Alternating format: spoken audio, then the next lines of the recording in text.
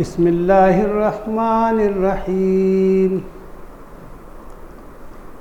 من جاء بالحسنة فله عشر أمثالها ومن جاء بالسيئة فلا يجزى إلا مثلها وهم لا يظلمون قل إنني هداني ربي إلى صراط مستقيم دیناً قیما ملت ابراہیم حنیفا وما کان من المشرکین قل ان صلاتی ونسکی ومحیای ومماتی للہ رب العالمین لا شریک لہ وبذالک امرت وانا اول المسلمین قل غیر اللہ ابغی ربا وهو رب كل شیء ولا تكسب كل نفس إلا عليها ولا تزر وازرة وزر أخرى ثم إلى ربكم مرجعكم فينبئكم بما كنتم فيه تختلفون وهو الذي جعلكم خلائف الأرض ورفع بعضكم فوق بعض درجات ليبلوكم فيما آتاكم ان ربک سریع العقاب وانہ لغفور رحیم صدق اللہ العظیم۔ میں پناہ مانگتا ہوں اللہ کی شیطان مردود کے شر سے۔ شروع کرتا ہوں اللہ کے نام سے جو بہت مہربان نہایت رحم کرنے والا ہے۔ جو کوئی بھی ایک نیکی لے کر آئے گا اللہ کے پاس، اللہ اس کا 10 گنا اجر اس کو دے گا، اور جو کوئی برائی لے کر آئے گا تو اس کی برائی کے بدلہ اسی برائی کے بقدر دیا جائے گا، اور ان پر کوئی ظلم نہیں ہوگا۔ اے نبی صلی اللہ علیہ وسلم، آپ کہہ دیجئے، اعلان کر دیجئے کہ بے شک میرے رب نے مجھے سیدھے راستے کی ہدایت دے دی ہے، بالکل ٹھیک دین، ابراہیم علیہ السلام کا طریقہ، بالکل یکسو ہو کر جو اللہ کے ہو گئے تھے، اور وہ شرک کرنے والوں میں سے نہیں تھے۔ آپ یہ بھی اعلان کر دیجئے کہ بے شک میری نماز، میری قربانی، میری زندگی، میری موت سب اللہ رب العالمین کے لیے ہے، میں اس کے ساتھ کسی کو شریک نہیں کرتا۔ اسی بات کا مجھے حکم دیا گیا ہے، اور میں سب سے پہلے اللہ کے فرما برداروں میں سے ہوں۔ آپ یہ بھی کہہ دیجئے، کیا میں اللہ کو چھوڑ کر دوسرا رب تلاش کروں، جبکہ وہی اللہ ہی ہر چیز کا رب ہے، اور کوئی نفس اس کو وہی کچھ ملے گا جو کچھ اس نے کمایا ہے۔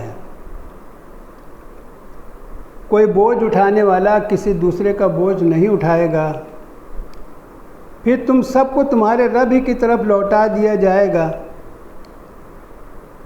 اللہ تم کو جتلا دے گا تم کیا کیا اختلاف کیا کرتے تھے۔ وہ اللہ ہی ہے جس نے تم کو زمین پر خلافت عطا کی، اور ایک کے اوپر دوسرے کے درجات کو اللہ نے بلند کیا تاکہ وہ تمہارا امتحان لے انہی چیزوں میں جو کچھ تم کو عطا کیا گیا ہے۔ بے شک تیرا رب بہت جلد سزا دینے والا بھی ہے، اور بے شک وہ بہت معاف کرنے والا اور رحم کرنے والا بھی ہے۔ یہ سورہ انعام کی 5 آیتیں آخری کی 160 سے 164 تک میں نے آپ کے سامنے پڑھی ہے، 165 تک 6 آیتیں۔ سورہ انعام میں اللہ تبارک تعالیٰ نے شرک کی تردید کی ہے، اللہ کی توحید کے مضامین کو تفصیل سے بیان کیا ہے۔ پچھلی مرتبہ میں نے اسی صورت کی آیت نمبر 84 سے آیت نمبر 74 سے 83 تک میں نے آپ کے سامنے پڑھ کر سنایا تھا۔ وہاں بھی اللہ تبارک تعالیٰ نے حضرت ابراہیم کا تذکرہ کیا تھا کہ اپنی قوم کے سامنے انہوں نے ان سارے معبودوں کی تردید کی، ان کی بے حیثیتی کو بیان کیا۔ مثال کے طور پر اس زمانے میں ستاروں کی پوجا ہوتی تھی، ستارہ ڈوب گیا، انہوں نے کہا ڈوبنے والا کیسے خدا ہو سکتا ہے۔ چاند کی پوجا ہوتی تھی، چاند ڈوب گیا، انہوں نے اعلان کر دیا کہ اگر میرے رب نے مجھے ہدایت نہیں دی تو میں بھی گمراہ ہو جاؤں۔ چاند بھی ڈوب گیا، ڈوبنے والا خدا کیسے ہو سکتا ہے۔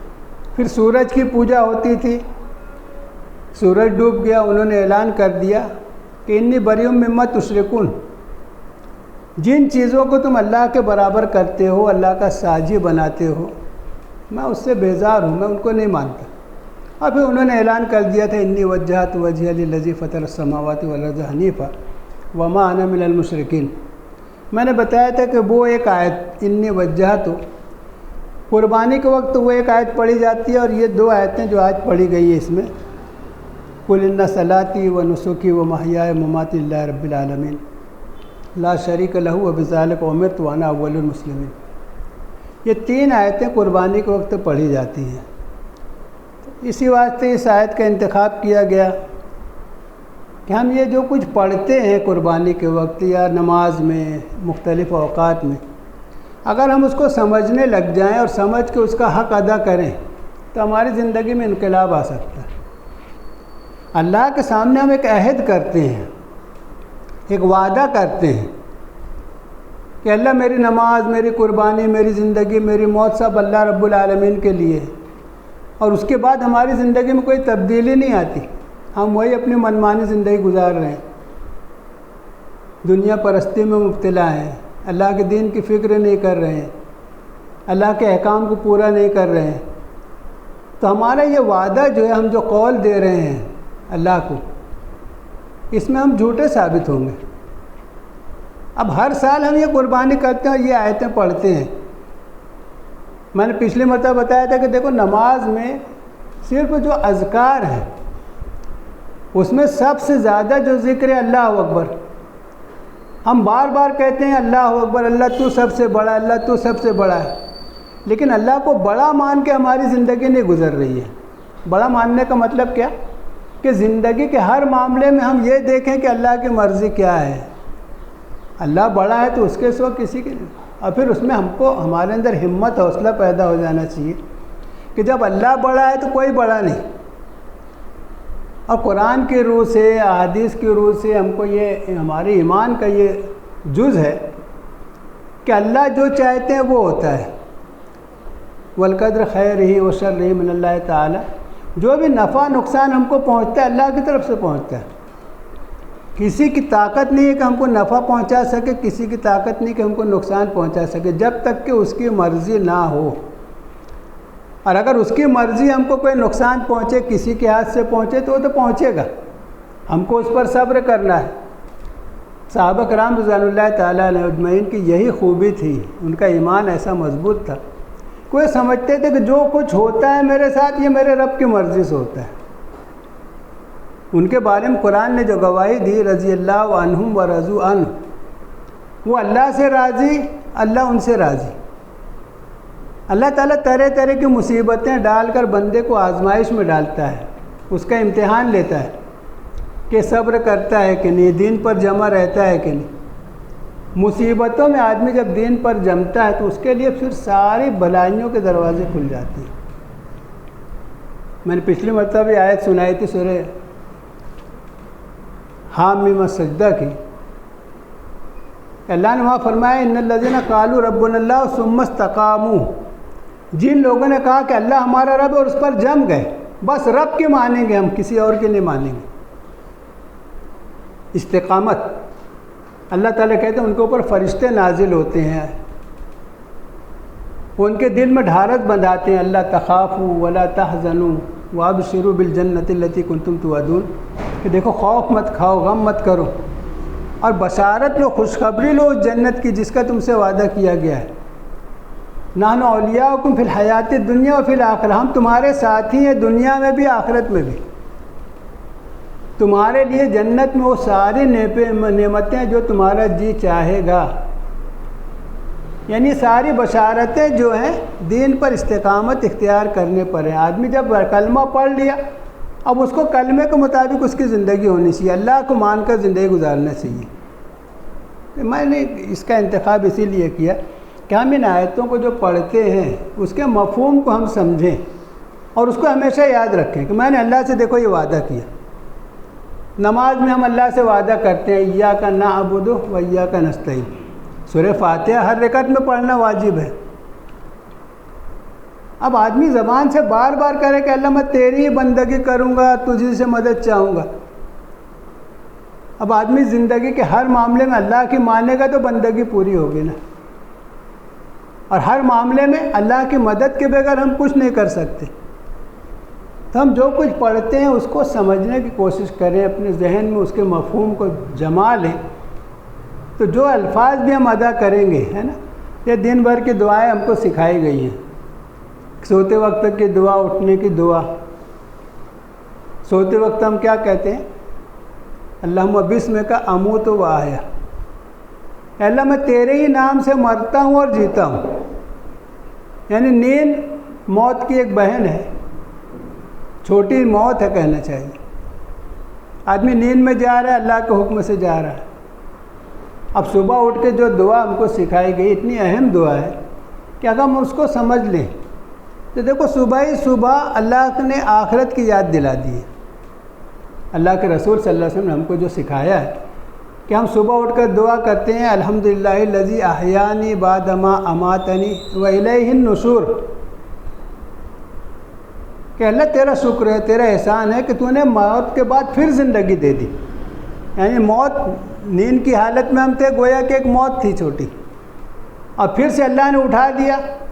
اللہ چاہتے تو نیند کی حالت میں ہماری روح قبض ہو جاتی۔ کتنے لوگ ہیں جو سوتے ہیں، سوتے رہ جاتے ہیں۔ اللہ نے ایک موقع اور دیا اللہ کی بندگی کرنے کا، اللہ کو راضی کرنے کا، تو اس میں ہم یہ کہتے ہیں کہ تیرا شکر ہے اللہ کہ تو نے موت کے بعد زندگی دی اور تیری ہی طرف لوٹ کر جانا ہے۔ اب آدمی کو ذہن میں بیٹھا دیا کہ تیری طرف لوٹ کے جانا ہے، ایک ایک چیز کا حساب دینا، تو پوری زندگی، پورا دن جو گزارے گا اللہ کے حکم کے مطابق گزارے گا، اس بات کو یاد رکھتے ہوئے گزارے گا کہ مجھ کو اللہ کے سامنے حاضر ہونا ہے، ایک ایک چیز کا حساب دینا ہے۔ تو اللہ تعالیٰ نے یہ کلام نازل کیا ہے، اس میں جو کچھ باتیں بیان کی گئی اس کو ہم بار بار پڑھیں، سمجھیں کیا حکم ہو رہا ہے، کس بات کی تاکید کی جا رہی ہے۔ نیک لوگوں کی زندگی بیان کی گئی، برے لوگوں کی زندگی بیان کی گئی، جن لوگوں پر اللہ نے انعامات کیے ہیں ان کی زندگی بھی بیان کی گئی، انبیاء کرام کی، ہے نا، صحابہ کرام کی، وہ ہمارے لیے نمونے کی زندگیاں ہیں۔ قرآن پاک میں نے بتایا تھا پچھلے مرتبہ کہ دو شخصیتیں، ایک محمد الرسول اللہ صلی اللہ علیہ وسلم، ان کے بارے میں آیا لقد کان لکم فی رسول اللہ اسوۃ حسنہ، تمہارے لیے بہترین نمونے کی زندگی محمد الرسول اللہ صلی اللہ علیہ وسلم کی زندگی، اور دوسری حضرت ابراہیم علیہ السلام اور ان کے ساتھیوں کی زندگی۔ سورہ ممتحنہ میں اللہ نے فرمایا لقد کانت لکم اسوۃ حسنۃ فی ابراہیم والذین معہ، تمہارے لیے بہترین نمونے کی زندگی ابراہیم علیہ السلام اور ان کے ساتھیوں کی زندگی۔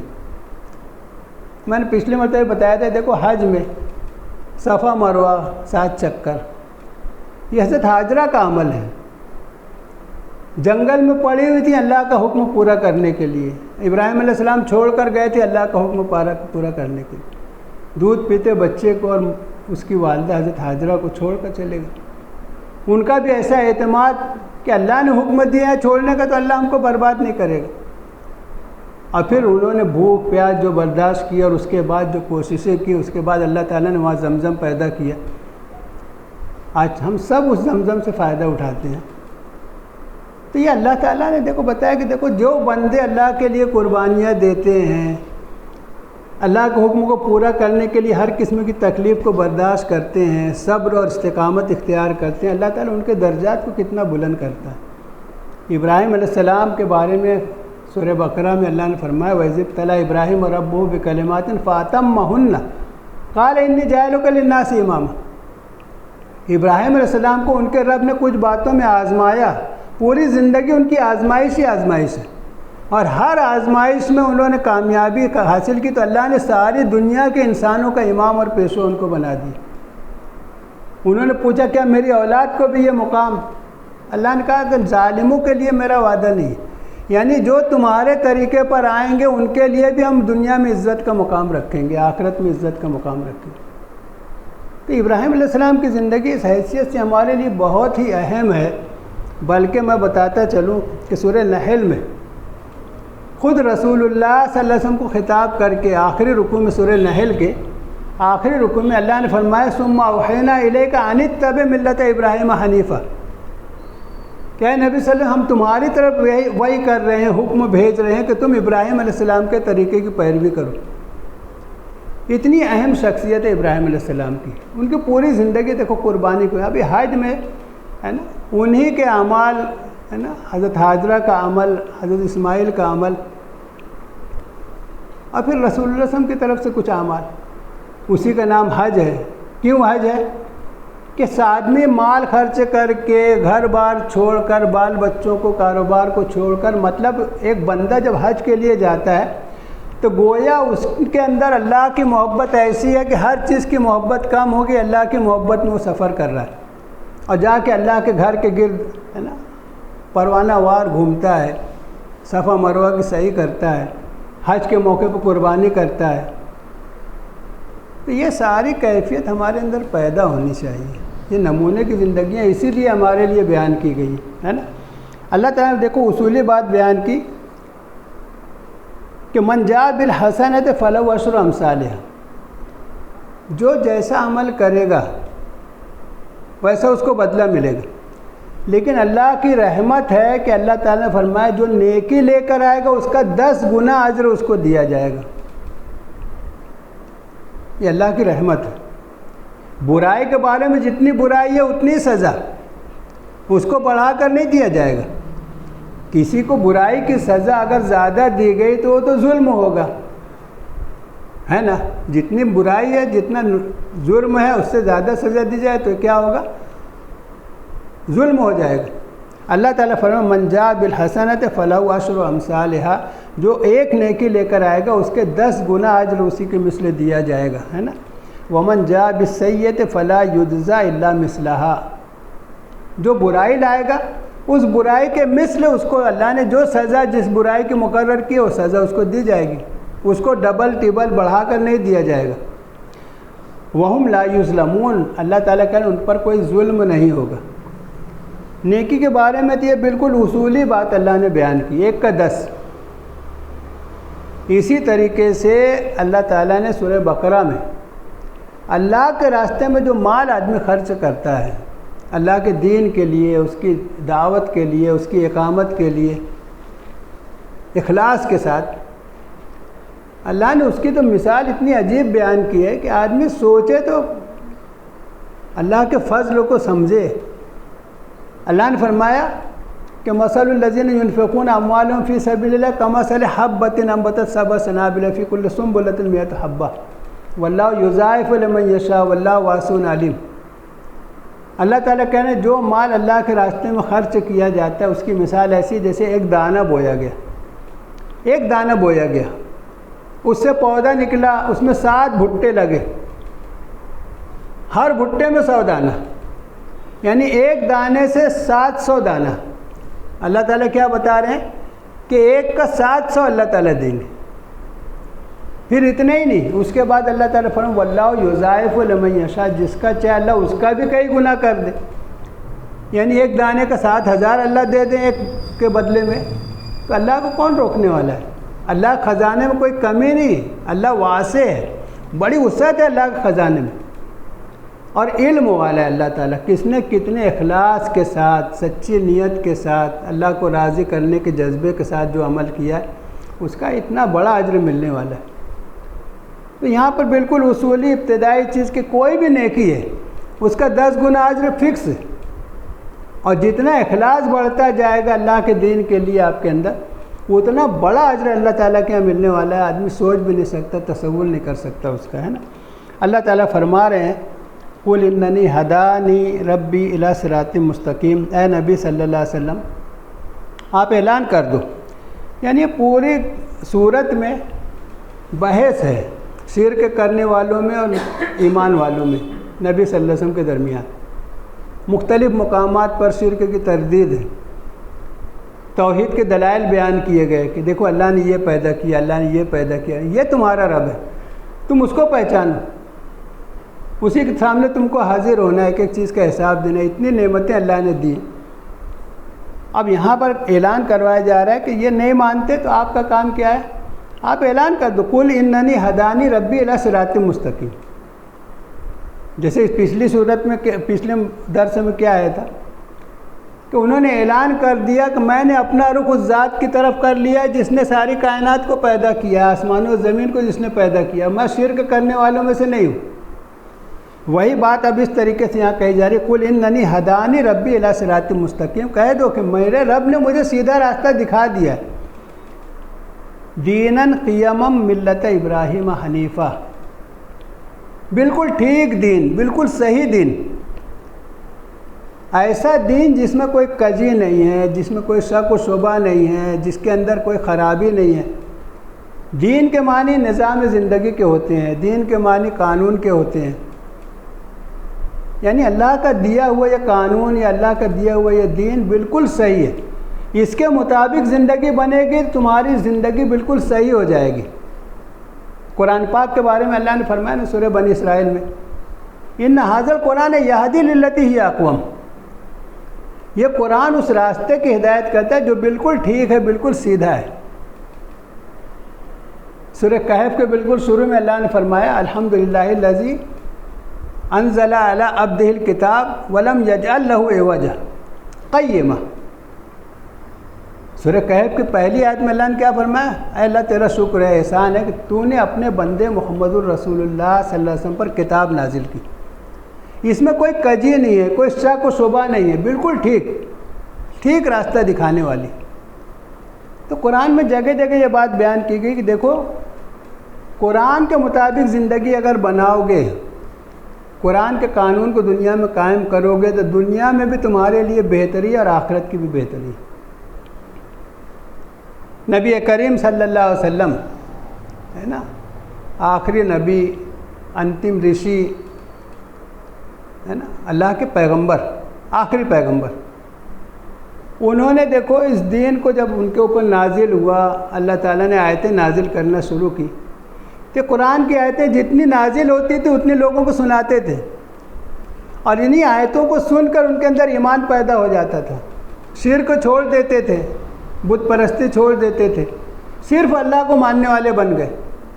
اب اللہ کو ماننے والے جب وہ بن گئے، انہوں نے اقرار کر دیا کہ اللہ کے سوا کوئی معبود نہیں، اللہ کے سوا کوئی حاکم نہیں. انہوں نے اپنی زندگی اس کے لیے لگا دی. نتیجہ کیا ہوا؟ صرف 23 سال میں پورے عرب پر اسلامی نظام قائم ہو گیا. اور کیسا نظام قائم ہوا کہ اس میں پھر کوئی بھوکا نہیں رہتا تھا، کسی کو کسی کا ڈر نہیں تھا، کوئی کسی کو قتل نہیں کر سکتا تھا، کوئی کسی کا مال نہیں لوٹ سکتا تھا، کوئی کسی کی عزت پہ حملہ نہیں کر سکتا تھا. بہترین نظام. یعنی یہ تو ہم کہہ رہے ہیں، ہمارا تو ایمان ہے. یہ میں نے بتایا تھا کہ جو آج دشمنی کرتے ہیں رسول اللہ صلی اللہ علیہ وسلم سے ہے نا، اس میں ایک عیسائی بہت بڑا رائٹر رسول اللہ کے بارے میں غلط باتیں بھی لکھتا ہے، لیکن اس نے ایک کتاب لکھی دی 100 بڑے لوگ، اور اس نے پوری انسانی تاریخ میں سے ان لوگوں کو چنا ہے جنہوں نے کسی بھی قسم کا کوئی انقلاب برپا کیا ہے، اور پھر اس میں درجہ بندی اس نے جب کی ہے تو 1 نمبر پر محمد الرسول اللہ صلی اللہ علیہ وسلم کو رکھا ہے، اور عیسائی ہونے کے باوجود حضرت عیسیٰ کو 5ویں یا 7ویں نمبر پر رکھا ہے. اور اس نے کہا کہ میری قوم مجھ سے پوچھے گی کہ تم عیسائی ہوتے ہوئے حضرت عیسیٰ کو 1 نمبر پر رکھنے کی بجائے محمد الرسول اللہ صلی اللہ علیہ وسلم کو 1 نمبر پر رکھا ہے تم نے، حضرت عیسیٰ کو 5ویں یا 7ویں نمبر پر رکھا. اس نے اس کا جواب دیا ہے کہ دنیا میں مکمل انقلاب، کہ بالکل زندگی بدل گئی، زندگی کے ہر معاملے میں تبدیلی آ گئی، معاشرتی معاملہ ہو، سیاسی معاملہ ہو، تجارتی معاملہ ہو، ہر معاملے میں تبدیلی. یہ محمد الرسول اللہ صلی اللہ علیہ وسلم کے ذریعے سے، اسی قرآن کے ذریعے سے انقلاب آیا تھا۔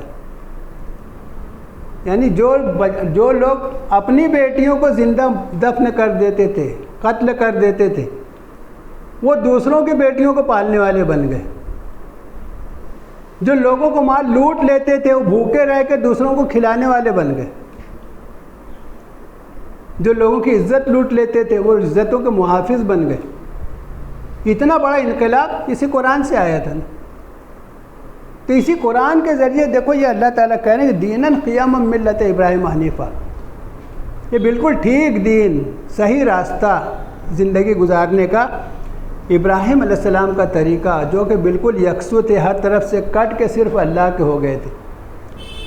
اس کا ایک مفہوم یہ بھی ہوتا ہے تم بھی بالکل ہر طرف سے کٹ کے اللہ کی ہو جاؤ۔ ابراہیم علیہ السلام نے جیسے زندگی گزاری ایسے زندگی تم گزارو، انہوں نے جیسے اللہ کا حکم مانا ایسے تم مانو۔ تو یہ طریقہ ہے ابراہیم علیہ السلام کا طریقہ، پوری زندگی قربانیاں ہی قربانیاں ہیں، بس اللہ کے دین کی فکر ہے۔ اللہ سے ایسی محبت ہو گئی ہے کہ کسی کی محبت آڑے نہیں آتی۔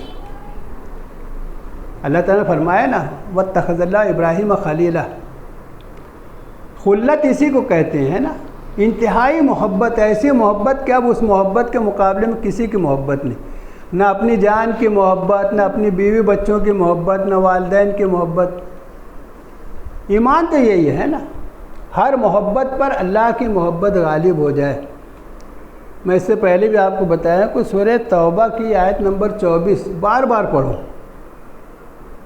سورہ توبہ کی آیت نمبر 24 بار بار پڑھو، ترجمے کے ساتھ سمجھو اس کو۔ اللہ نے فرمایا قُلْ إِنْ كَانَ آبَاؤُكُمْ وَأَبْنَاؤُكُمْ وَإِخْوَانُكُمْ وَأَزْوَاجُكُمْ وَعَشِيرَتُكُمْ وَأَمْوَالٌ اقْتَرَفْتُمُوهَا وَتِجَارَةٌ تَخْشَوْنَ كَسَادَهَا وَمَسَاكِنُ تَرْضَوْنَهَا أَحَبَّ إِلَيْكُمْ مِنَ اللَّهِ وَرَسُولِهِ وَجِهَادٍ فِي سَبِيلِهِ فَتَرَبَّصُوا حَتَّى يَأْتِيَ اللَّهُ بِأَمْرِهِ وَاللَّهُ لَا يَهْدِي الْقَوْمَ الْفَاسِقِينَ۔ اللہ تعالیٰ کیا کہہ رہے ہیں؟ دیکھو، تمہارے باپ، تمہارے بھائی، تمہارے بیٹے، تمہاری بیویاں، تمہارے دیگر رشتہ دار، 5 رشتوں کا اللہ نے تذکرہ کیا، اور اس کے بعد 6ٹھی چیز بیان کی وَأَمْوَالٌ اقْتَرَفْتُمُوهَا، جو مال تم نے کما کر رکھا ہے، تمہارا بینک بیلنس ہے، تمہاری جائیداد ہے، وَتِجَارَةٌ تَخْشَوْنَ كَسَادَهَا، تمہارے کاروبار اور تجارت جس میں کساد بازاری کا ڈر لگا رہتا ہے، گھاٹے کا ہے نا، مندی کا ڈر لگا رہتا ہے۔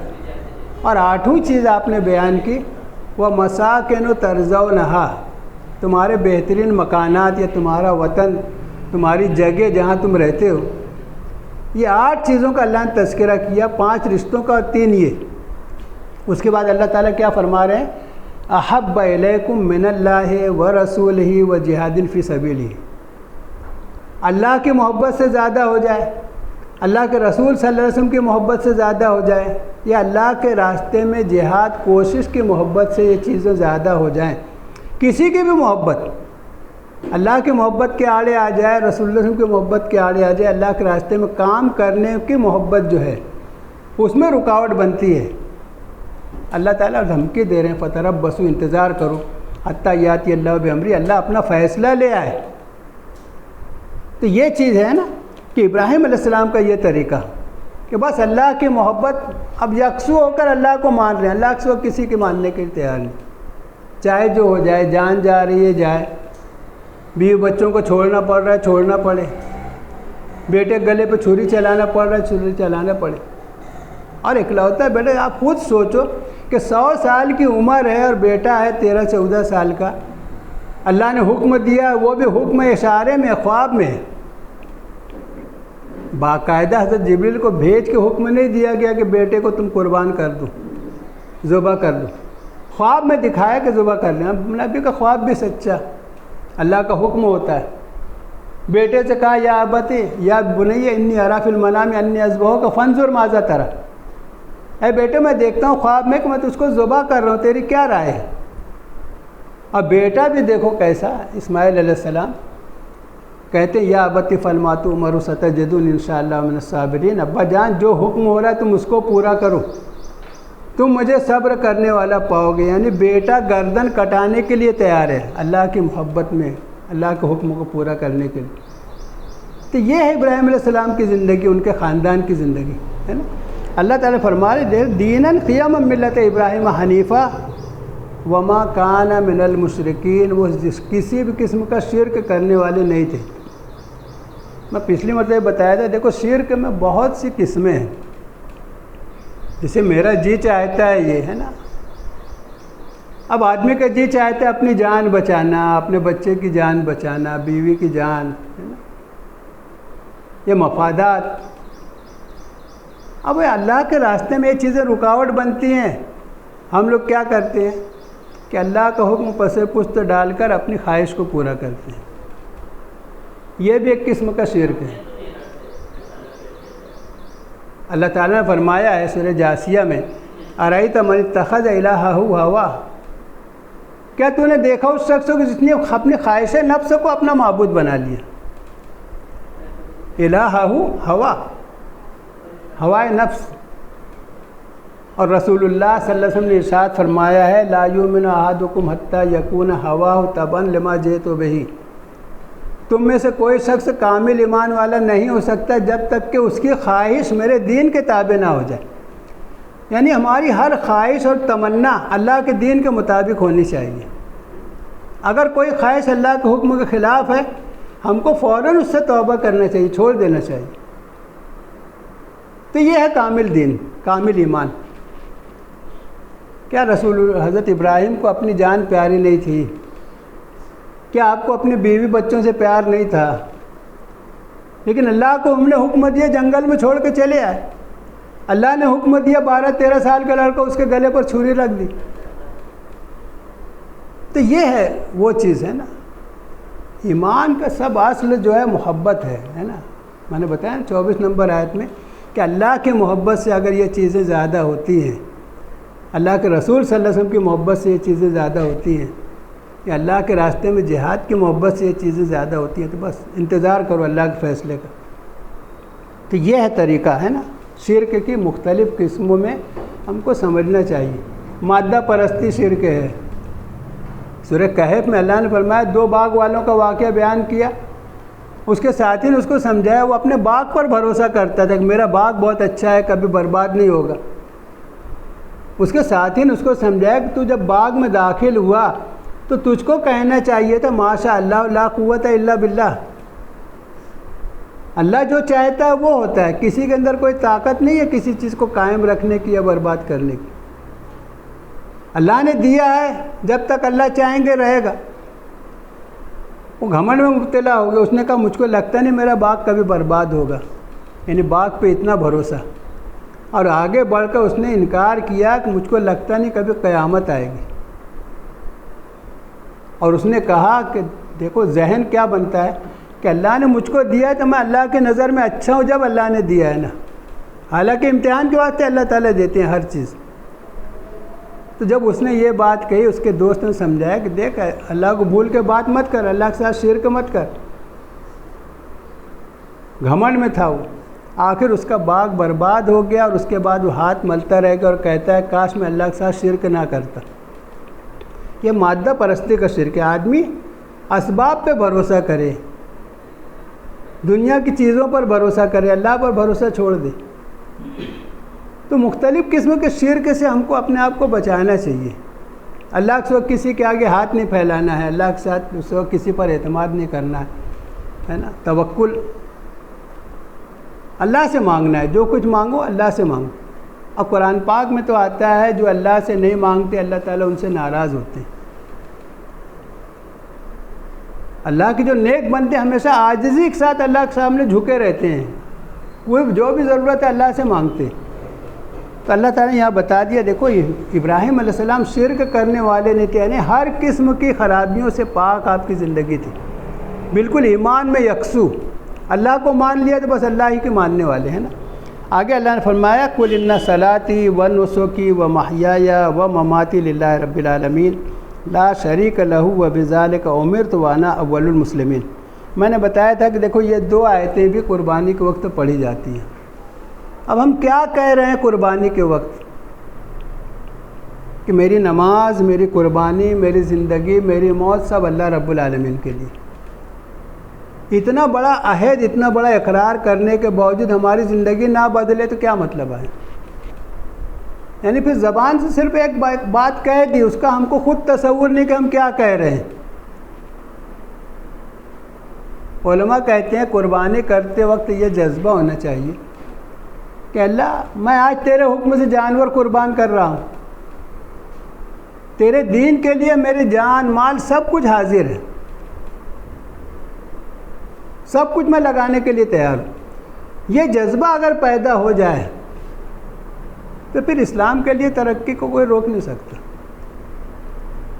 صحابہ کرام دیکھو گھر بار چھوڑ کے نکلے ہیں، ہجرت جو کی ہے سب کچھ چھوڑ دیا، بیوی بچوں کو چھوڑ کے چلے گئے، وطن چھوڑ دیا، مال اسباب چھوڑ دیا۔ حضرت صہیب رومی رضی اللہ عنہ کے بارے میں آتا ہے وہ روم کے رہنے والے کسی زمانے میں آ کے مکہ میں آباد ہو گئے تھے، اب ہجرت کے لیے نکلے ہیں تو لوگوں نے روک لیا، یہ مال اسباب لے کے تم نہیں جا سکتے۔ انہوں نے کہا یہ سب دے تو چھوڑ دو گے؟ بولے ہاں، سب کچھ چھوڑ دیا۔ رسول اللہ صلی اللہ علیہ وسلم کے پاس پہنچے ہیں تو رسول اللہ نے بشارت دی، ربح البیع، ربح البیع، تم نے بہت اچھا سودا کیا، دنیا دے کے دین خرید لیا تم نے، اللہ کی محبت میں سب کچھ قربان کر دی۔ بشارت، خوشخبری دی گئی۔ تو یہ کیفیت ہم کو اپنے اندر پیدا کرنے کی کوشش کرنا چاہیے نا۔ میں نے کہا نا کہ جو کچھ الفاظ ہم ادا کرتے ہیں دن بھر میں دعاؤں کے طور پر، نماز کے اندر، اگر سمجھنے لگ جائیں تو زندگی میں انقلاب آ جائے گا۔ یہ بولتے ہیں نا، قرآن پاک میں بھی آیا وَلَا ذِكْرُ اللَّهِ اکبر، سب سے بڑی چیز اللہ کی یاد ہے۔ اللہ کی یاد دل میں جم گئی، نماز کے ذریعے اللہ کی یاد ہونا چاہیے، ہے نا، حج کے ذریعے اللہ کی یاد دل میں بسنا چاہیے، زکوٰۃ کے ذریعے، ہے نا، ہر چیز اللہ کی یاد کو دل میں جمانے کے لیے ہم زبان سے بھی جو ذکر کرتے ہیں اسی واسطے ہے کہ ہمارے دل میں بار بار، ہے نا، میں نے کہا نا کہ نماز میں ہم بار بار اللہ اکبر کہتے ہیں۔ کیوں کہتے ہیں؟ کہ ہمارے دل میں اللہ کی بڑائی جم جائے، بس اللہ بڑا ہے، کوئی بڑا نہیں۔ تو آدمی کے اندر کیا کیفیت پیدا ہوگی ذرا سوچو۔ جب ہر ایک کا خوف دل سے نکل گیا، اس کے دل میں یہ آ گیا کہ بس زندگی موت اللہ کے ہاتھ میں ہے، اللہ چاہیں گا تو میں زندہ رہوں گا، اللہ نہیں چاہے، بلانا چاہے تو۔ ابھی یہ دور تو ہمارے لیے سمجھنا کتنا آسان ہو گیا۔ پہلے کیا تھا، لوگ برسوں بستر پر پڑے رہتے تھے، ایک زمانے تک بیماری چلتی تھی، لوگ آتے تھے، ملتے تھے، ایک دوسرے سے معافی ہو جاتی تھی، لوگوں کا حقوق ادا کر دیے جاتے تھے۔ آدمی اس حالت میں بہت ساری چیزیں لوگوں کے حق ادا کر دیتا تھا، اب پاک صاف ہو کے اللہ کے سامنے پہنچتا تھا۔ ابھی تو یہ حال ہے کہ تھوڑی دیر پہلے ایک آدمی مل کے جاتا ہے، بعد میں خبر آتی ہے یار اس کو اٹیک آیا اور چلا گیا۔ بعض ٹائم اٹیک، ہے نا، بالکل فوراً موت ہو جاتی ہے، بعض ٹائم تھوڑا سا موقع رہتا ہے۔ تو کتنا سوچنے کی بات ہے ہم کو کہ زندگی کبھی بھی ختم ہو جائے گی۔ تو زندگی کے بارے میں ہمارا یہ نقطۂ نظر ہونا چاہیے کہ ہماری زندگی اللہ کے حکم کے مطابق ویسی ہی گزرے جیسے رسول اللہ صلی اللہ علیہ وسلم نے گزاری ہے، ویسی گزرے جیسے ابراہیم علیہ السلام نے گزاری ہے۔ یہ جذبہ پیدا ہو، ہے نا۔ ہم زبان سے تو کہہ رہے ہیں کہ میری نماز، میری قربانی، میری زندگی، میری موت رب العالمین کے لیے، ہے نا، اور آگے لا شریک لہو، میں اس میں میری زندگی کے معاملات میں کسی کو شریک نہیں کرتا، نہ عقائد میں، نہ معاملات میں، کسی بھی چیز میں کسی کو شریک نہیں کرتا۔ میں نے پچھلی مرتبہ بتایا تھا کہ دیکھو شرک میں ایک قسم جو ہے ریا اور نام و نمود بھی ہے۔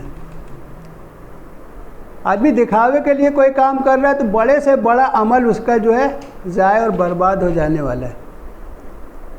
قربانی میں بعض ٹائم کیا ہوتا ہے، اچھے سے اچھا جانور آدمی لاتا ہے لیکن دل میں خواہش کیا آ گئی، لوگ تعریف کریں، لوگوں کو دکھاتا پھرتا ہے۔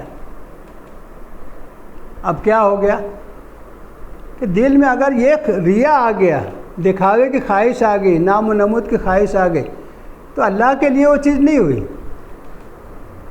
اخلاص نیت جب تک ہوگا نہیں ہوگا، آپ کا کوئی عمل اللہ کے یہاں قبول نہیں ہوگا۔ بخاری شریف کی پہلی حدیث ہے، حضرت عمر رضی اللہ عنہ سے مروی ہے کہ رسول اللہ صلی اللہ علیہ وسلم نے ارشاد فرمایا انما الاعمال بالنیات ولکل امرئ ما نویٰ، تمام اعمال کا دار و مدار نیت پر ہے، نیت جیسی ہوگی ویسا اس کا بدلہ ملے گا۔ آپ نے ہجرت کی کسی اور غرض سے، اللہ کے لیے ہجرت نہیں ہے، تو رسول اللہ نے مثال دے کر بتائی کہ ایک آدمی ہجرت کرتا ہے نا، مال کے واسطے یا کسی عورت سے شادی کرنے کے لیے، تو اس نے جو نیت کی تھی وہ اس کو مل جائے گا، وہ اللہ اور رسول کے لیے وہ ہجرت نہیں ہے، اور جو ہجرت اللہ اور رسول کے لیے پھر اس کے لیے تو بہترین دنیا میں بھی اللہ تعالیٰ نے وعدہ کیا ہے اچھے ٹھکانہ دینے کا، رزق دینے کا۔ تو دیکھو اللہ تعالیٰ فرما رہے ہیں، دیکھو ہر قسم کے شرک سے پاک ان کی زندگی تھی، لا شریک لہو وبذالک امرت، تو آپ یہ اعلان کر دیجئے کہ اسی بات کا مجھے حکم دیا گیا کہ ہر قسم کے شرک سے پاک زندگی گزاروں، وانا اول المسلمین، اور سب سے پہلے میں مسلمان ہوں، فرما بردار ہوں۔ رسول اللہ صلی اللہ علیہ وسلم سے کہا جا رہا ہے آپ یہ اعلان کرو سب سے پہلے میں اللہ کا حکم ماننے والا ہوں۔ مسلم کے معنی ہی فرما بردار کے ہوتے ہیں، اللہ کا حکم ماننے والا۔ اگر آدمی اپنے آپ کو مسلم کہتے اللہ کا حکم نہیں مانتا تو اس کی بات تو جھوٹی ہے نا، بار بار اپنے آپ کو مسلمان کہہ رہا ہے اللہ کا حکم نہیں مانتا تو کہے گا مسلم؟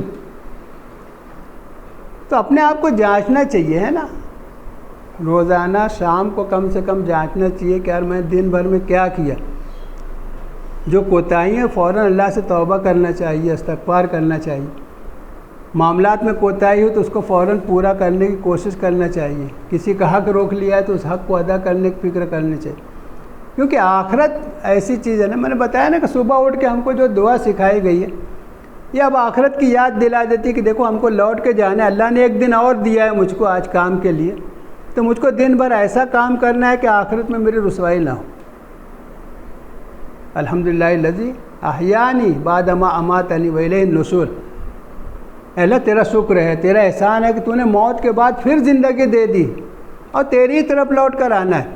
یعنی یہ جو دن ملا ہے یا دن کا کچھ گھنٹہ ملا ہے، بعض لوگ صبح کے وقت اٹھتے ہیں کچھ دیر بعد موت ہو جاتی ہے، کچھ دوپہر میں مرتے ہیں، کچھ شام کو مرتے ہیں، یعنی جس کو جتنا گھنٹہ جتنا وقت ملا اس کی نیت یہ ہونی چاہیے کہ میں اللہ کی مرضی کے مطابق زندگی گزاروں گا۔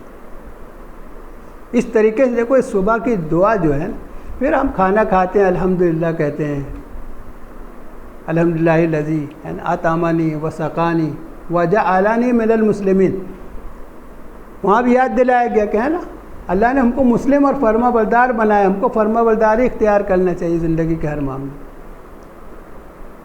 سلام جو ہے خود سلامتی کے ساتھ رہنا، لوگوں کو سلامتی دینا، ہم کسی کو سلام کہتے ہیں السلام علیکم ورحمۃ اللہ وبرکاتہ، یہ کتنی عظیم دعا ہے۔ بہت سے لوگ دوسروں کو سلام کرتے ہیں اپنے گھر والوں کو نہیں کرتے، کیا تمہارے گھر والے سلامتی کے مستحق نہیں ہیں، رحمت اور برکت کے مستحق نہیں ہیں؟ تو یہ سب اتنے کہنے کو تو معمولی چیزیں ہیں، لیکن ہم اس کو سمجھ کے کریں گے تو ہم کو خود اس کا احساس ہوگا، ہم اس کے مطابق اپنے آپ کو بدلیں گے، ہے نا۔ تو یہ دیکھو اسلام جو ہے سلامتی کا دین ہے، دنیا اور آخرت کی دونوں کی سلامتی ہے اس کے اندر، ہے نا۔ اللہ تعالیٰ فرما رہے ہیں دیکھو کہ آپ کہہ دیجئے کہ سب سے پہلے اللہ کا فرما بردار، اللہ کا حکم ماننے والا میں ہوں، اور اس کے بعد انہوں نے قوم کے لوگوں سے خطاب کیا، کہہ دیا اللہ نے قل اغیر اللہ ابغی ربا وہو رب کل شیء، کیا ہے نبی صلی اللہ علیہ وسلم آپ یہ اعلان بھی کر دو کیا میں اللہ کو چھوڑ کر دوسرا رب بناؤں؟ جب اللہ نے مجھ کو ہدایت دے دی اب میں اللہ کے حکم سے ہٹنے والا نہیں ہوں، کیا میں اللہ کو چھوڑ کر دوسروں کو رب بناؤں؟ جبکہ ہر چیز کا رب وہ ہے، ہر چیز کا مالک وہ ہے۔ ذرا سوچو، آپ سوچ کر بتاؤ کہ دنیا میں کوئی ایک چیز آپ بتا دو کہ جس کو اللہ کے علاوہ کسی اور نے پیدا کیا ہے۔ کوئی چیز ہے، ایک دانہ ہے نا، ایک پھل، ایک ترکاری۔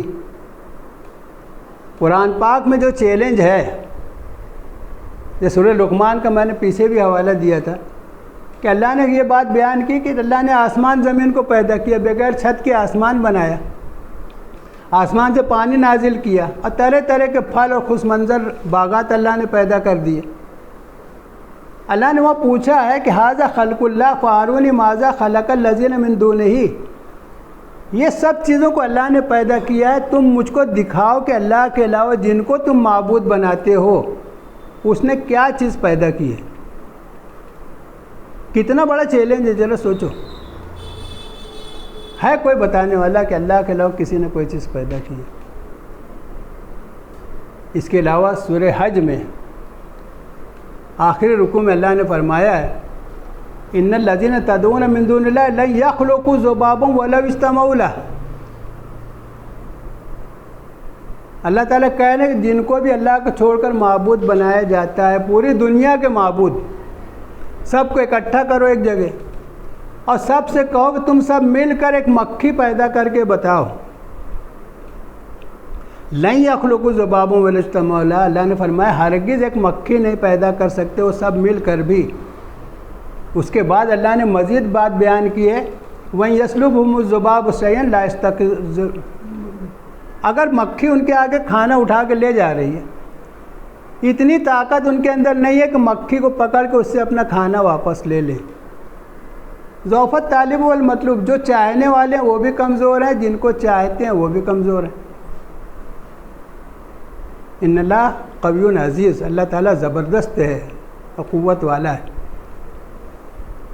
تو اللہ نے یہ مثالیں اسی لیے بیان کی ہیں کہ ہم ہر قسم کے شرک سے پاک ہو کر صرف اللہ پر بھروسہ کرنے والے ہیں نا۔ اللہ نے فرمایا قل اغیر اللہ ابغی ربا وہو رب کل شیء، کیا میں اللہ کو چھوڑ کر کوئی اور رب تلاش کروں، جبکہ ہر چیز کا رب تو اللہ ہے، پوری کائنات ہے نا اللہ کے حکم سے، ہر چیز اللہ کے حکم کی پابند ہے۔ اللہ نے زمین آسمان سے کہا کہ چاہتے ہوئے نہ چاہتے ہوئے آ جاؤ فرما بردار ہو کر، انہوں نے کہا تھا اتینا طائعین، آسمان اور زمین سب نے کہا کہ ہم بالکل خوشی خوشی اللہ کی فرما برداری کرنے کے لیے تیار ہیں۔ تو پوری کائنات اللہ کا حکم چل رہا ہے، اللہ کے حکم چل رہی ہے تو پوری کائنات میں امن ہے۔ دنیا میں بھی انسان اگر اللہ کے حکم پر آ جائیں تو دنیا میں امن قائم ہو جائے گا، ہر ایک کا حق ادا ہوگا، دنیا بھی بنے گی آخرت بھی بنے گی، ہے نا۔ ولا تکسب کل نفس الا علیہا، کسی نفس پر اس کے نے جو کچھ کیا اسی کا وبال آنے والا ہے۔ آدمی شرک کرے گا، شرک کا وبال اسی پر آئے گا، کسی دوسرے پر نہیں آئے گا۔ جو کچھ آدمی کرتا ہے اس کو وہی بھگتنا ہے، کوئی دوسرا نہیں بھگتے گا۔ ولا تزر وازرۃ وزر اخری، کوئی بوجھ اٹھانے والا کسی دوسرے کا بوجھ نہیں اٹھائے گا۔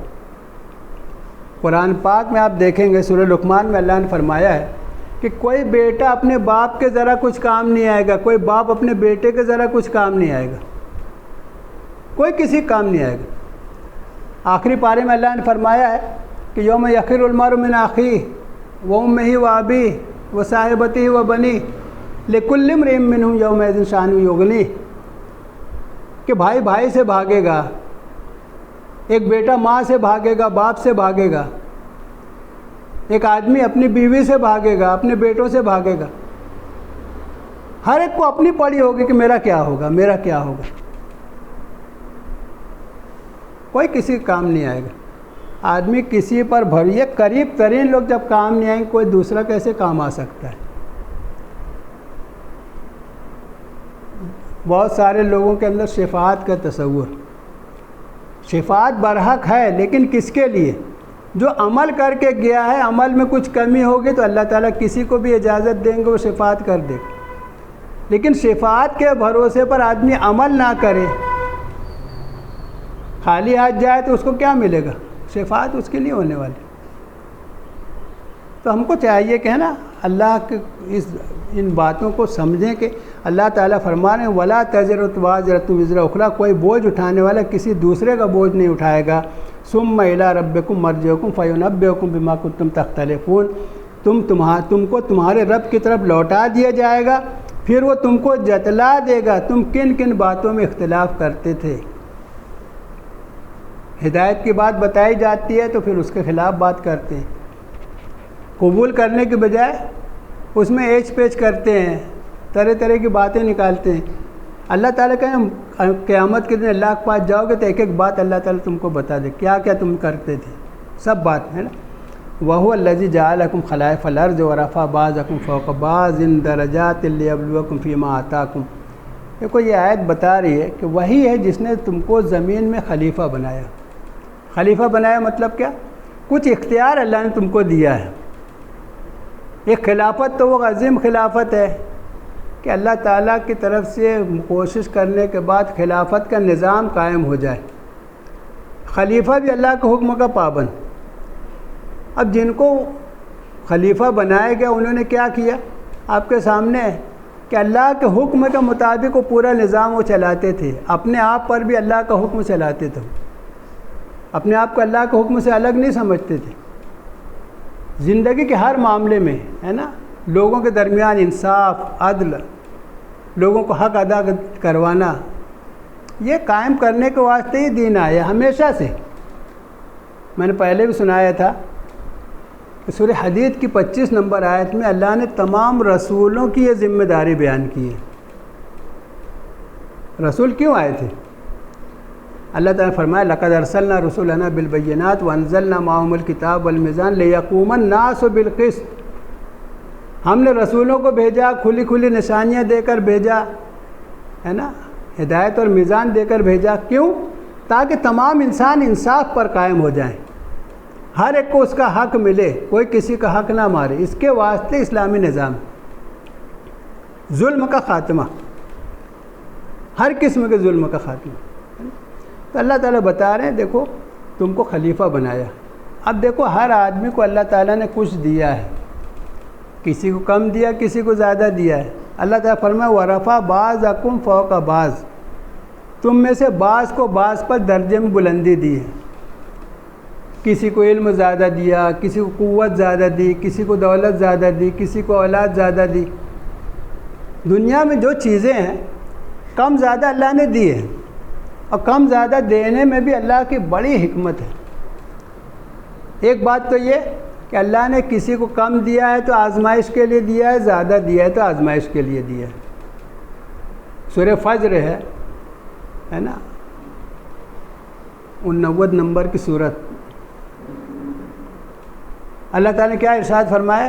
فَأَمَّا الْإِنسَانُ إِذَا مَا ابْتَلَاهُ رَبُّهُ فَأَكْرَمَهُ وَنَعَّمَهُ فَيَقُولُ رَبِّي أَكْرَمَنِ۔ انسان کا یہ حال ہے کہ اللہ تعالیٰ اس کو عزت بڑھا دیتا ہے، اس کو خوب نعمتوں سے نواز دیتا ہے، وہ کہتا ہے اللہ نے میری عزت بڑھا دی۔ اللہ تعالیٰ کہہ رہے ہیں کہ ہم نے آزمانے کے لیے اس کو خوب نعمتیں دے دی، اس کی عزت بڑھا دی۔ فَأَمَّا إِذَا مَا ابْتَلَاهُ، ابتلا آزمائش، مبتلاہ ربہ، اس کا رب اس کو آزمائش میں ڈالتا ہے، خوب نعمتیں دیتا ہے، اس کی عزت بڑھا دیتا ہے۔ وہ کہتا ہے اللہ نے میری عزت بڑھا دی۔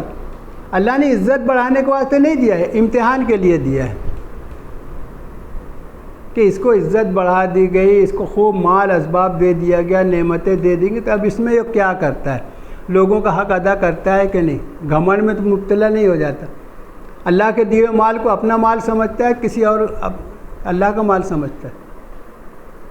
اللہ تعالیٰ جب زیادہ دیتے ہیں نا تو یہ ذہنیت پیدا ہوتی ہے کہ یہ میرا مال۔ سورہ قصص میں اللہ نے قارون کا جو تذکرہ کیا ہے، کتنا مال اللہ نے اس کو دیا تھا کہ اس کے خزانے کی کنجیاں لے کر چلنے کے واسطے نوجوانوں کی جماعت لگتی تھی، لیکن ان کو لوگوں نے سمجھایا کہ یار تو اللہ نے تجھ پر احسان کیا، تو لوگوں پر احسان کر۔ اللہ نے قرآن پاک میں فرمایا نا کہ وفی اموالہم حق للسائل والمحروم، ان کے مال میں حق ہے، مانگنے والے کا بھی اور محروم کا بھی۔ اب آدمی یہ نہیں سمجھتا کہ اس میں لوگوں کا حق ہے، میرے پاس جو کچھ آیا ہے نا، وہ بھی انسان ہے، میں بھی انسان ہوں، کہ کو اللہ نے کم دیا ہے، مجھ کو زیادہ دیا ہے، تو اس کا نہیں کہ میں اس کے قابل تھا، بلکہ اللہ نے میرے اوپر ذمہ داری ڈال دی ہے کہ اب میں اس مال میں سے ان کا حق ادا کروں۔ تو آدمی کہتا ہے اللہ نے میری عزت بڑھا دی، اللہ نے امتحان کے لیے دی عزت۔ اور اسی کے بعد اللہ نے فرمایا وَأَمَّا إِذَا مَا ابْتَلَاهُ فَقَدَرَ عَلَيْهِ رِزْقَهُ فَيَقُولُ رَبِّي أَهَانَنِ۔ ایک آدمی کو کم مال دیا اللہ نے، ہے نا، تنگی میں مبتلا کر دیا، وہ کہتا ہے اللہ نے مجھ کو ذلیل کر دیا، اللہ نے میری توہین کر دی، جبکہ توہین کے لیے نہیں ہے بلکہ امتحان کے لیے، کہ کم ملنے پر وہ صبر و شکر کرتا ہے کہ نہیں، اور زیادہ ملنے پر لوگوں کا حقوق ادا کرتا ہے کہ نہیں، شکر ادا کرتا ہے کہ نہیں۔ تو دنیا میں جس کو جو کچھ ملا، درجات میں اونچا نیچا، کسی کو زیادہ دیا کسی کو کم دیا، یہ امتحان ہو رہا ہے۔ پھر ایک جگہ اللہ نے یہ بھی وجہ بیان کی ہے کہ لوگوں کو کم جو دیا ہے اس واسطے کم دیا ہے کہ وہ تمہارے یہاں کے کام کریں۔ اگر سب مالدار ہو جائیں تو کیا ہوگا؟ سورہ شورى میں اللہ نے بیان کیا ہے کہ وَلَوْ بَسَطَ اللَّهُ الرِّزْقَ لِعِبَادِهِ لَبَغَوْا فِي الْأَرْضِ، اگر اللہ تعالیٰ سب کو خوب وسعت کے ساتھ روزی دے دے تو سب باغی ہو جائیں، سرکش ہو جائیں گے۔ تو اللہ نے کہا یہ امتحان چلتا ہے نا۔ اور یہ دیکھو کسی کو اللہ نے کروڑ پتی بنا دیا، اب اس کے بچے اس کا حق ادا نہیں کرتے، اللہ تعالیٰ پھر نیچے گرا دیتے ہیں، کروڑ پتی سے فقیر بن جاتے ہیں۔ جو حق ادا کرتے ہیں اللہ تعالیٰ بانٹے غریب کو امیر کر دیتا ہے۔ یہ اللہ کا ایک نظام ہے، بڑا حکیمانہ نظام، کہ دنیا میں امتحان ہو رہا ہے، ہر ایک کا امتحان۔ اللہ تعالیٰ کہہ رہے ہیں جس کو جو کچھ دیا گیا اسی میں اس کا امتحان، لِیَبْلُوَکُمْ فِیمَا آتَاکُمْ، جس کو جو کچھ دیا گیا اسی میں اس کا امتحان ہے۔ اللہ نے عقل دی ہے تو عقل کو صحیح استعمال کرو، لوگوں کی مدد کرو، لوگوں کو صحیح مشورہ دو، اللہ کے دین کے لیے اپنی عقل لگاؤ، اللہ کے دین کو سمجھنے میں عقل لگاؤ۔ اللہ نے قوت دی ہے تو لوگوں کی مدد کرو، مال دیا ہے تو لوگوں کی مدد کرو، اللہ کے دین کے لیے خدمت کرو۔ یعنی زندگی میں جو کچھ بھی ملا ہے یہ پوری زندگی ایک امتحان ہے، اور اس کے بارے میں سوالات ہونے والے ہیں۔ بار بار یہ بات بتائی جاتی ہے کہ قیامت کے دن جب تک 5 سوالوں کا جواب نہ دے دیں آدمی کے قدم اللہ کے سامنے سے ہٹیں گے نہیں۔ لا تزول قدم ابن آدم حتی یسأل عن 5 عن عمرہ فیما افنا، زندگی پوری زندگی عمر کے بارے میں پوچھا ہے کہ جتنی عمر ملی تھی اس میں تم نے کیا کیا، کتنی عمر کا حصہ اللہ کے دین میں لگایا، کتنا اپنا فضول کاموں میں لگایا۔ آدمی جواب کیا دے گا؟ اور پھر سب سے اہم پیریڈ جوانی، ان شبابہ فیما ابلا، کہ اس کی جوانی کے بارے میں پوچھا کہ تم نے اپنی جوانی کو کہاں لگایا۔ جوانی میں جوش ہوتا ہے، طاقت ہوتی ہے، کام کرنے کی صلاحیت ہوتی ہے، آدمی نے اس کو کہاں لگایا؟ کیا دنیا میں لگا دیا کہ کچھ آخرت کی فکر بھی کیا؟ تیسری چیز اور چوتھی چیز، 2 چیز مال کے بارے میں۔ ایک میں مال کہاں سے کیسے کمایا، جائز طریقے سے کمایا، ناجائز طریقے سے کمایا۔ ایک سوال یہ ہوگا کمایا کیسے، اور دوسرا سوال ہوگا اس کو کہاں کہاں خرچ کیا۔ یعنی جائز طریقے سے حلال طریقے سے کمانا بھی ہے اور اس کو حلال ذرائع میں خرچ بھی کرنا ہے، منمانی کرنا نہیں ہے، فضول خرچے نہیں کرنا ہے۔ سورہ بنی اسرائیل میں اللہ نے فرمایا نا وَلَا تُبَذِّرْ تَبْذِيرًا إِنَّ الْمُبَذِّرِينَ كَانُوا إِخْوَانَ الشَّيَاطِينِ۔ دیکھو فضول خرچی مت کرو، فضول خرچی کرنے والے شیطان کے بھائی ہیں۔ تو یہ اللہ تعالیٰ نے جو کچھ دیا اسی میں امتحان ہو رہا ہے۔ اب اللہ تعالیٰ آخری بات کریں ان ربک سریع العقاب، اللہ بہت تیز ہے سزا دینے میں بھی۔ جو لوگ گھمنڈ میں مبتلا ہوتے ہیں، میں نے ابھی باغ والے کا واقعہ آپ کو بتایا نا، کہ اس نے اللہ کا حق ادا نہیں کیا، گھمنڈ میں مبتلا ہو گیا، اللہ نے پورے باغ کو برباد کر دیا۔ اسی طرح نون والقلم میں ایک باغ والے کا واقعہ ہے کہ ان کا باپ جو تھا باغ میں فصل آتی تھی، سب پاس پڑوس کے لوگ آتے تھے، سب کو دیتا تھا، اس میں سے بانٹتا تھا اور پھر اپنے گھر لے جاتا تھا۔ اللہ تعالیٰ خوب باغ میں فصلیں دیتے تھے۔ بچوں کا دور آئے، انہوں نے کہا کہ دیکھو آج کوئی مسکین آنے نہیں پائے، چلو رات کے اندھیرے میں چل کے پھل توڑ کر لے آئیں گے۔ رات کو پلاننگ کی، صبح اندھیرے میں اٹھے ہیں اور چپ کے بات کر رہے ہیں، دیکھو آج کوئی مسکین آنے نہیں پائے، کسی کو دینا نہیں ہے۔ انہوں نے پلاننگ کی تو انشاءاللہ بھی نہیں کہا، اللہ نے وہاں فرمایا ولا یستثنون۔ اور جب باغ کے پاس پہنچے تو پورا باغ جل کے راکھ ہو چکا تھا، ختم۔ اللہ نے ایک آفت بھیج دی، پورا باغ برباد۔ تو بعد ٹائم اللہ تعالیٰ فوراً سزا دے دیتے ہیں، ہے نا، سریع العقاب۔ آدمی کروڑ پتی سے فقیر بن جاتا ہے۔ اللہ تعالیٰ پر وَإِنَّهُ لَغَفُورٌ رَحِيمٌ، بے شک وہ بہت معاف کرنے والا اور رحم کرنے والا بھی ہے۔ یعنی اللہ تعالیٰ نے دیکھو توبہ کا دروازہ کھلا رکھا ہے ہر وقت، اس وقت تک جب تک کہ نزاع کی کیفیت طاری نہ ہو جائے۔ موت بالکل سامنے نظر آ گئی تو اب توبہ کا دروازہ بند، ورنہ فرعون نے بھی دیکھو ڈوبتے وقت کہا تھا کہ میں ایمان لایا. اللہ نے کہا اب ایمان لاتا ہے, اب ایمان لا کے کیا فائدہ, ابھی تک تو فسادی بنا تھا, فساد کرتا تھا, ظلم کرتا تھا, لوگوں کو قتل کرتا تھا. تو اللہ تعالیٰ نے دیکھو دونوں دروازہ کھلا رکھا ہے. ہم سچے دل سے توبہ کریں, اللہ کے حکم کو مان لیں, اللہ کے حکم پر آ جائیں, اپنی زندگی کو اللہ کے لیے وقف کر دیں. انشاءاللہ اللہ تعالیٰ ہم پر رحم فرمائے گا, دنیا میں بھی آخرت میں بھی. اللہ تعالیٰ اپنی رحمت سے ہم کو جنت میں داخل کرے گا. اللہ سے دعا ہے کہ اللہ تعالیٰ ہمیں سمجھ عطا فرمائے, نیک عمل کی توفیق عطا فرمائے. وآخر دعوانا الحمدللہ.